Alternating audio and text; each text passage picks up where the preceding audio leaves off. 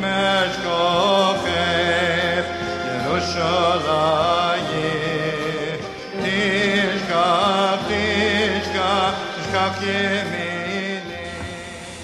le Parashat Mishpatim, dans le pasuk Ki tetze esh umatza kotzim, lorsqu'un feu va sortir, il va trouver des ronces, veneechal gadish, et une grange va être dévorée par le feu, ou akama, ou bien un lieu où est rangé le blé, ou asadé, ou un champ entier, shalem yeshalem amav'ir et abe'era. Paiera qui paiera celui qui aura mis le feu. C'est-à-dire que quelqu'un allume un feu chez lui, mais son feu va et s'étend et continue à faire des dégâts. Tous les dégâts que fera ce feu, celui qui l'aura allumé devra le payer. Donc apparemment, et c'est une halakha qui nous parle d'incendie. Mais il faut savoir que la Torah a plusieurs faces. Et là, sur ce verset-là, le Hida, Rabbi Haïm David Azoulay, nous dit qu'il y a aussi une allusion à quelque chose qui nous concerne à tous, à tous les moments de la vie. Des fois, les gens allument un feu qui est celui de la mahloket, de la discorde, de la dispute. Et après, ça provoque des conséquences inimaginables. Et eux qui se sentent pas concernés, qu'est-ce que j'ai fait après tout? Moi j'ai juste dit ça. Et ils ne savent pas que finalement, ils auront des comptes à rendre, ils devront payer sur toutes les conséquences que cela a pu provoquer. La gravité de la mahloket est inimaginable, mais il faut le savoir que c'est très grave. La Gemara dans Masechet Baba Metsiah, Daf Nun Tet, nous parle combien nous devons faire attention à ce qu'on appelle Ona'at Dvarim. Ona'at Kesef, Ona'at d'argent, c'est par exemple quand je vends un objet et qu'il est vendu partout à un certain prix, et moi j'ai monté le prix au-delà de sa valeur, donc j'ai roulé quelqu'un, la Torah m'oblige à rendre la différence ou annuler la vente et ainsi de suite. Mais il y a aussi ce qu'on appelle Ona'at Varim. Ona'at Varim, c'est dire des paroles qui peuvent blesser son prochain, qui peuvent le faire pleurer. Et là, la Gemara, pour nous montrer la gravité, raconte une histoire qui va énormément nous remuer. La Gemara raconte l'histoire d'une discussion apparemment de halakha entre Rabbi Eliezer et les Chachamim. Il s'agit de Rabbi Eliezer Agadol, Rabbi Eliezer ben Orkenos, le maître de Rabbi Akiva. Celui qui était son maître, il avait enseigné la Torah au départ. Ensuite, Rabbi Akiva est devenu, on pourrait dire, l'égal de son maître en Torah. Et voilà qu'ils ont une discussion en ce qui concerne un four en pierre, comme c'était à l'époque, c'était fait, dans lequel serait rentré un animal mort qui aurait rendu impur ce four, et ce four ensuite était utilisé. Et de la manière dont ce four est construit, est-ce que la touma, l'impureté reste ou pas? Donc il y a une marloquette entre les Chachamim et Rabbi Eliezer qui veut dire que c'est pas impur. Bon, discussion de halakha. Or, il faut savoir que lorsqu'il y a deux opinions, les deux sont justes. Puisque lorsque Moshe Rabbeinu a reçu la Torah orale au Mont Sinaï, il a reçu un éventail d'opinions et il a dit, moi je trancherai, Dieu a dit, je trancherai là-haut comme sera tranché la halakha en bas. Et comment est tranché la halakha? Il y a des règles comme on va le voir. Donc là, étant donné qu'il y a une majorité qui est contre l'opinion de Rabbi Eliezer, nous avons un principe qui dit Yahid verabim, halakha kerabim, lorsqu'il y a un individu, une majorité contre lui, la halakha est comme la majorité. Et donc Rabbi Eliezer aurait dû s'incliner et admettre. Et voilà que quelque chose de très surprenant, bien sûr qui va être expliqué ensuite, mais qui va nous choquer d'abord. c'est que Rabbi Eliezer, au lieu de s'incliner, va s'entêter et va chercher à prouver que c'est lui qui a raison. Il va apporter des preuves en faisant des miracles surnaturels. Ce Beth Midrash se trouve près d'un cours d'eau qui passe à côté. Et un cours d'eau qui, bien sûr, l'eau descend du haut vers le bas, et lui, alors si j'ai raison, l'eau va aller dans le sens inverse. C'est ce qui va se passer. Ils lui ont répondu, on n'apporte pas une preuve du cours d'eau. Il y a un arbre dans la cour du Beth Midrash, où étudie la Torah, et alors si j'ai raison, l'arbre va se déraciner, va se réraciner de nouveau à 100 coudées, qui est à 60 mètres. C'est ce qui se passe, mais je n'apporte pas de preuve. Si j'ai raison que les murs du Beth Midrash le prouvent, et les murs ont commencé à tomber, commencé à s'incliner, et là tout de suite se lève Rabbi Yoshua et leur dit, vous les murs, de quoi vous vous mêlez? Il y a une discussion entre les Chachamim, vous n'avez pas à vous mêler de cela, et les murs restent inclinés. Ils ne veulent pas se remettre droit pour l'honneur de Rabbi Eliezer, ils ne peuvent pas complètement tomber pour l'honneur de Rabbi Yoshua. Et la Gemara dit, donc c'est plusieurs générations après, jusqu'à aujourd'hui, ce Beth Midrash où les murs sont inclinés existe. Ils sont restés comme ça pendant je ne sais pas combien de temps. À la fin, il leur dit, si j'ai raison, que le ciel le prouve, et sort une voix du ciel qui leur dit, qu'est-ce que vous voulez de Rabbi Eliezer? La halakha est toujours comme lui en général. Et là, on lui dit, non, la halakha n'est pas au ciel qu'elle est tranchée, c'est dans ce monde. Une fois que Hachem a donné la Torah, c'est là dans ce monde que la halakha est tranchée. Lo bashamayim. Et donc, la halakha, bien sûr, est tranchée selon la majorité, puisqu'il est marqué dans la Torah, Achare Rabim Lehato, qui veut dire qu'on doit suivre la majorité, et donc, la halakha n'est pas comme Rabbi Eliezer. Mais là, les Chachamim se réunissent. Et à leur tête, le Nassi, qui est Rabban Gamliel. À cette époque-là, il existe dans l'armée Israël ce qu'on appelle un Nassi, qui est un descendant de la royauté de David, qui est donc unanimement élu et reconnu comme Nassi. Il y a en Eretz Israël, il y a à Babel. En tous les cas, en Eretz Israël, à ce moment-là, c'est Rabban Gamliel. Or, Rabban Gamliel, sa sœur, est l'épouse de Rabbi Eliezer. C'est-à-dire que Rabban Gamliel, qui est le Nassi, est le beau-frère de Rabbi Eliezer. Et malgré tout, ils se réunissent et ils décident de faire quelque chose de terrible, c'est qu'on va mettre Rabbi Eliezer en quarantaine, mais d'une manière jusqu'à la fin de ses jours. Jusqu'à la fin de ses jours, il ne pourra jamais sortir de chez lui pour aller dans un minyan, ou à Kippour, ou à Pourri, n'importe quelle période de l'année. Il devra faire toute l'année la tefila seul dans sa maison. Il ne pourra pas sortir de chez lui puisque personne ne peut lui adresser la parole à part sa femme. Et il va rester dans ce statut jusqu'au dernier jour de sa vie. Quelque chose de terrible. Il va subir vraiment quelque chose de terrible. Et les commentateurs se posent la question, pourquoi ont-ils pris une décision aussi dure vis-à-vis de Rabbi Eliezer?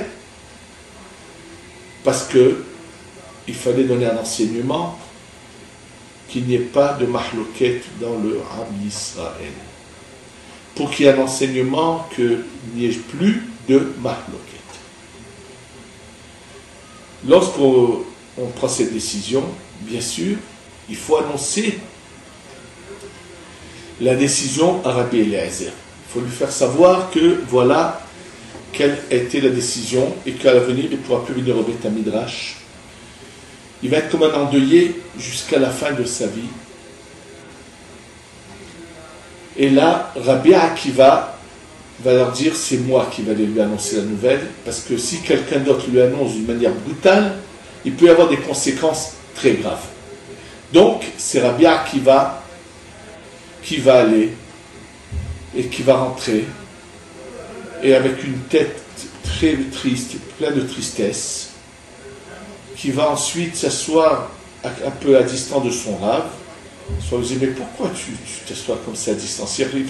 Il va le préparer, et après, avec de la peine, en baissant la tête, avec vraiment du chagrin, Il va lui dire, il me semble que nos amis se sont séparés de toi.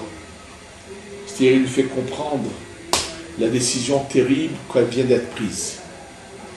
Naturellement, on peut imaginer la peine que ça a pu provoquer à Rabbi Eliezer, qu'il ne pourra plus participer à cette étude de Torah avec ses amis, ne devra rester jusqu'à la fin de sa vie seul dans sa maison. Il n'y aura que sa femme à qui il pourra adresser la parole et ne parler à plus personne, ne plus répondre à des questions de halakha, ne plus rien avoir avec l'extérieur, ne pas pouvoir aller à la tfila, ni le Shabbat, ni Yom Kippour, ni Rosh Hashanah, ni Pesach, ni Sukkot, ni Shavuot, rien. Toujours seul chez lui enfermé. Il est dit que à ce moment-là, où il a eu tant de peine, que s'est-il passé? Rabban Gamliel, qui devait se rendre d'une ville à l'autre, dont les deux villes étaient au bord de mer, a pris un bateau pour aller d'une ville à l'autre par la mer, a vu tout d'un coup une vague se lever de la mer, et dans un instant, cette vague allait retomber sur leur bateau, l'engloutir, ils allaient tous mourir. C'est pas seulement Rabban Gamliel, mais tous ceux qui étaient avec lui dans le bateau.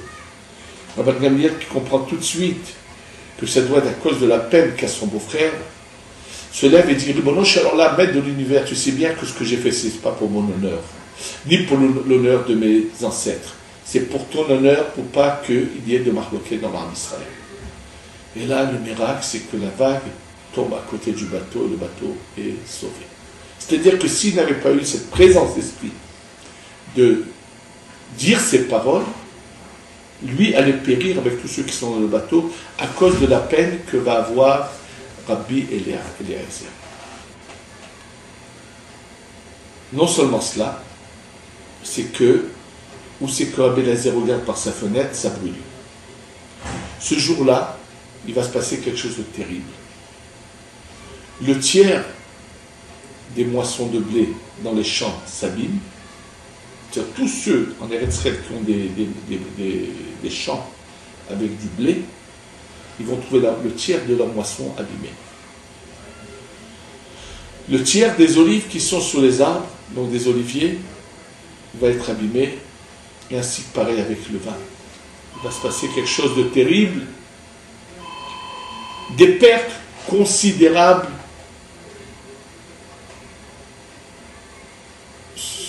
pour la plupart des gens, puisque tout le monde a au moins un lopin de terre qu'ils travaillent. Les gens vivent essentiellement de leur labeur dans les champs.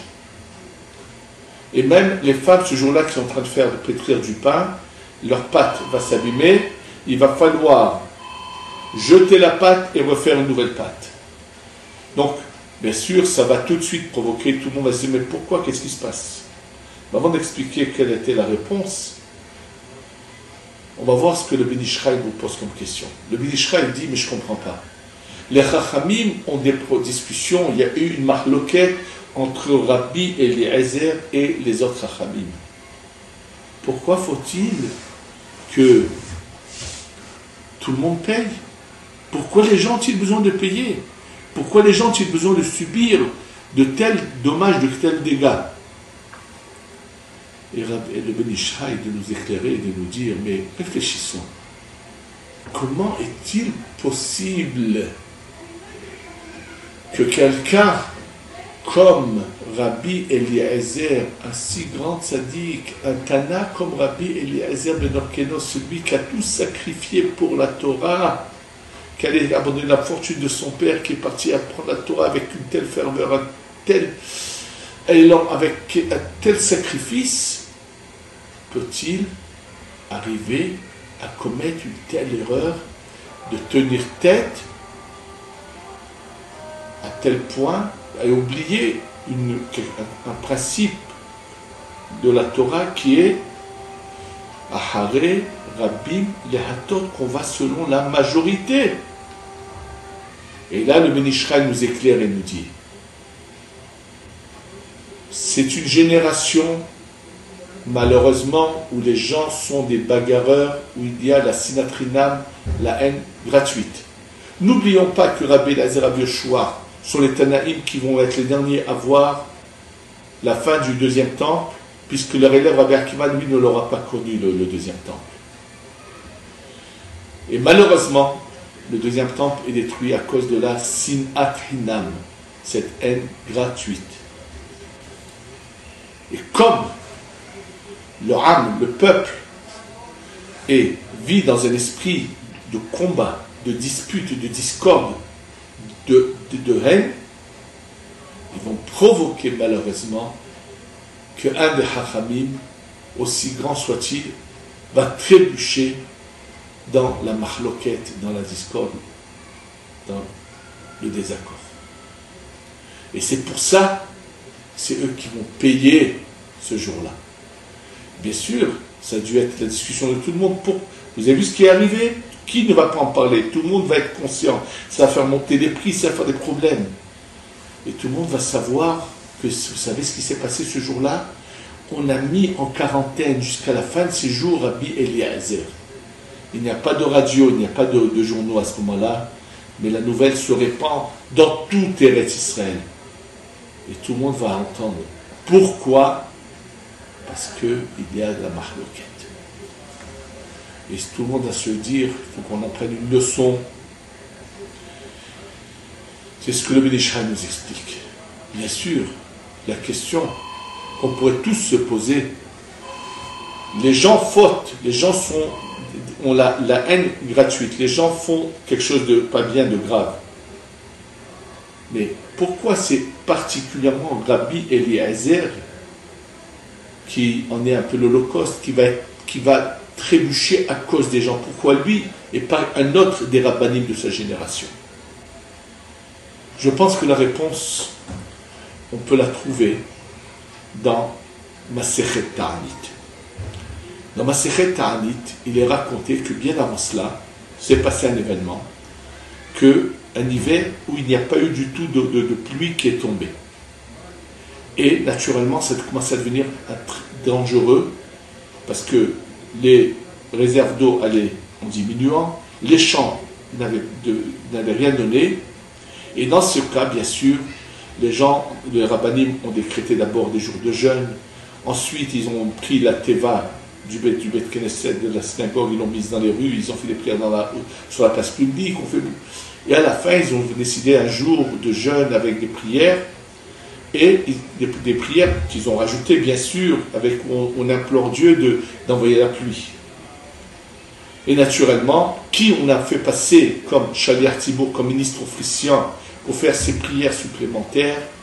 On a choisi un des plus grands de la génération, qui autre que Rabbi Eliezer. Avant cette histoire justement.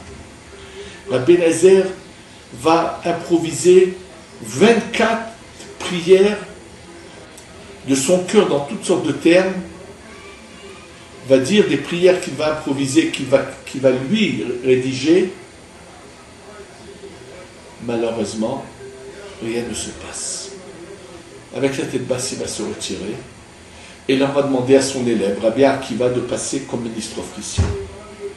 Et lorsque Rabbi Akiva passe comme ministre officiel, on va dire juste Avinu Malkenu Avinu Ata.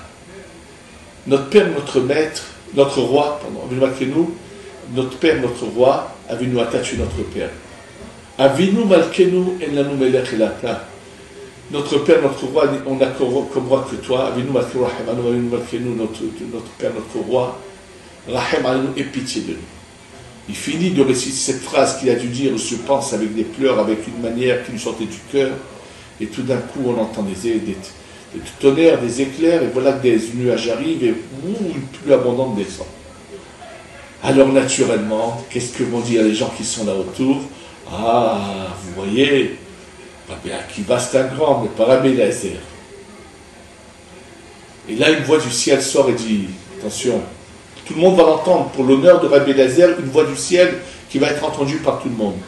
Lo chez Gadol misé, et là c'est Marver Amidata, Vezé Marver Amidata. Il ne sait pas qu'un est plus grand que l'autre. Dans la Torah, les deux sont des très grands, des géants.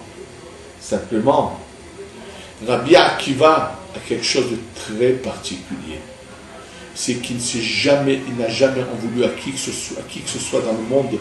Jamais Rabbi Akiva n'a eu de rancœur contre qui que ce soit qu'il aurait offensé ou qu'il aurait dit quoi que ce soit. Il est ma'avir al-midotav d'une manière inimaginable. Ça veut dire qu'il est toujours passé. Mais d'une manière qui dépasse l'imagination. C'est-à-dire que même que c'est un grand rab, et qu'il peut y avoir des gens qui... Jamais Rabbi Akiva a toujours laissé passer. Ma'avir al-midotav, mais à un tel niveau. Et Rabbi Eliezer, par moments, s'est dit non, c'est pas mon honneur, c'est l'honneur de la Torah. Il avait toutes sortes de raisons pour dire non, je ne dois pas laisser passer. Mais voilà que au moment où il faut implorer la miséricorde du ciel, qui sait qui est exaucé, Rabbi Akiva. Avec cette Gemara, on peut comprendre que lorsqu'il y a eu la discorde dans le Ham Israël, celui qui est malheureusement pris dans cet engrenage et à cause de eux va fauter, c'est Rabbi Eliezer, qui lui n'était pas arrivé à ce niveau de Rabbi Akiva de toujours laisser passer et de jamais penser, puisque j'ai raison, je ne dois pas accepter les choses. Et attention, il ne s'agit pas du tout de problèmes personnels, mais souvent, attention, Rabbi Eliezer, il a aussi une grande yeshiva, il a aussi beaucoup de chassidim autour de lui, il représente quelque chose. Donc pourquoi, des fois, il pourrait se dire non, je n'accepterai pas qu'on bafoue mon opinion. Il peut y avoir toutes sortes de raisons valables, justifiées dans la Torah. Et on voit dans les résultats que il n'y a aucune justification. Que finalement, ce que Dieu recherche, c'est le chemin de Rabbi Akiva. L'histoire de ce fou, la fin qui est tellement tragique et terrible.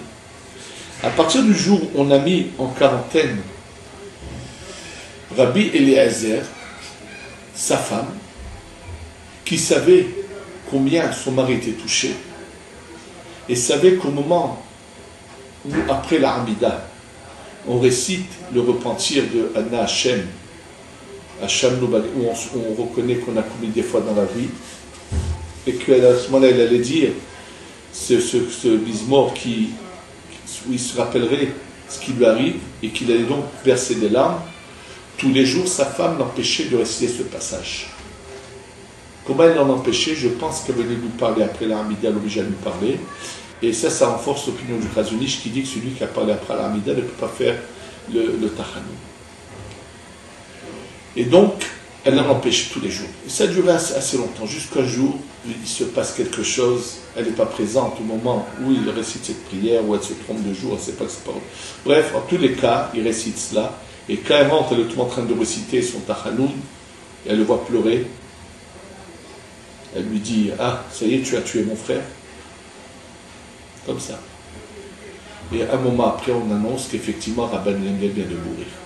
Alors son mari, qui est surpris, lui dit, mais pourquoi tu as pensé que moi j'ai fait quelque chose, et comment tu savais que ton frère est donc décédé? Elle lui a dit, nous on est des descendants du roi David. Et nous, on a appris une chose, que toutes les portes là-haut sont fermées sauf une. Les portes des pleurs ne se ferment jamais. C'était obligatoire que dès l'instant où j'allais pleurer, ça allait toucher celui qui a provoqué ces pleurs. C'est-à-dire que bien que Rabban Gamliel a prouvé déjà, justifié que ce qu'il a fait, c'était uniquement pour l'honneur de Dieu. Et donc pas pour son honneur personnel. Donc il avait raison dans ce qu'il a fait dans cette décision, absolument. Mais d'une marloquette, il n'y a jamais de gagnant que des perdants. Malheureusement, même Rabban Gamliel va être touché par ce verdict qu'il doit prendre dans le compte de Rabbi Eliezer, son beau-frère. Finalement, il en est touché aussi. Je pense que ça devrait tous nous faire réfléchir et nous enseigner quelque chose de très important. Nous devons prendre des distances de toute mahloquette, d'éviter d'être mêlé à aucune mahloquette. Qu'Hachem nous aide à toujours aimer son prochain, à ne parler que de bien, à ne chercher que le bien chez d'autres, à ne jamais voir le mal, à éviter à tout prix des maksoudas dans les familles. D'une mahloquette, il n'y aura jamais de gagnant, il n'y aura que des perdants. qu'Hachem nous protège, nous évite d'être mêlés à quelque chose que ce soit. Amen et Amen.